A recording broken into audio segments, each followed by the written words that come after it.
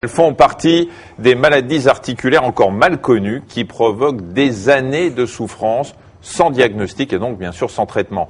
Une errance d'autant plus longue que les spondylarthrites commencent souvent par un mal de dos, mais un mal de dos qui ne passe pas. Oui, il s'agit pourtant d'une atteinte inflammatoire bien particulière qui peut être freinée par des traitements très spécifiques. La spondylarthrite fait partie d'un ensemble de maladies regroupées sous le nom de spondylarthropathie. Elle se caractérise par une inflammation au niveau des articulations de la colonne vertébrale et de ceux du bassin au niveau des sacro-iliaques. On va voir tout de suite ces articulations sur une animation. On commence avec la colonne vertébrale. Oui, alors la colonne vertébrale, vous le savez, est constituée de 24 vertèbres mobiles et de 5 vertèbres qui sont soudées. On ne va pas les voir, mais elles sont tout en bas. Elles forment ce qu'on appelle le sacrum. Alors ces vertèbres sont protégées par du cartilage qui recouvre leur surface, et puis la surface ici, puis par une sorte de coussinet que vous voyez ici, qui amortit les chocs. Vous connaissez, c'est le disque vertébral.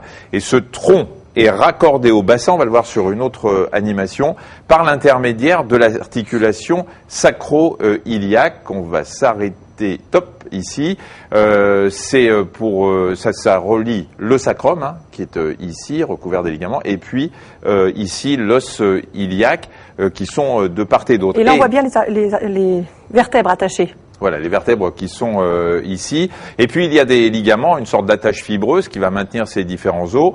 Ils vont s'asserrer sur l'os à des endroits qu'on appelle les anthèses. Il y a aussi, et on va le voir sur un autre schéma, une capsule séreuse que vous voyez ici. Alors là, un os, un autre os.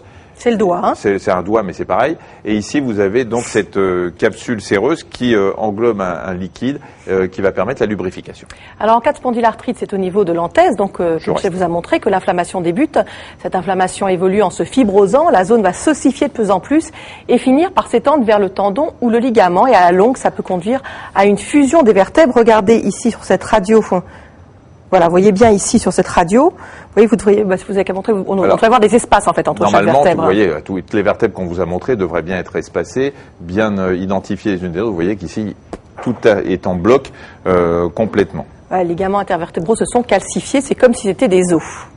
Alors, même scénario au niveau du bassin, ce que je vais montrer tout à l'heure sur l'articulation sacro-iliaque qui a également fusionné. On est ici de face, la colonne vertébrale, là ça va à peu près. Vous voyez ici la crête iliaque et ici ce sont ces articulations sacro-iliaques qui sont de chaque côté. Alors sans traitement, ces articulations vont devenir à la longue rigides.